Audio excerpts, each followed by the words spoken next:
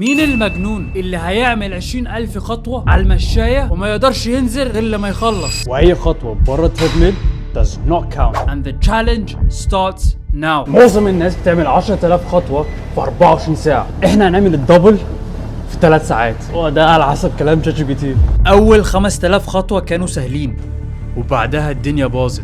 انا تعبت، لسه ما وصلناش 10,000 خطوه.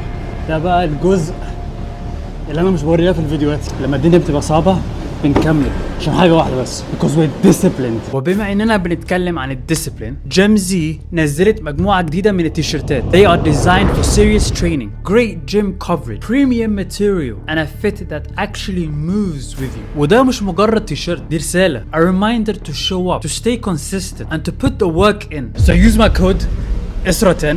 انا مش بلبس حاجه I'm not proud to be wearing. So if you're disciplined and you want to look good and feel good, buy JimZ. Okay. وصلنا 10,000 خطوه. You need to look in, head down, carry on. انا بجد تقريبا مش هتكلم بقيه الفيديو، انا هركز ونجيب ال 20,000. 20,000 خطوه. We did it. وكل بيسألني في قد ايه؟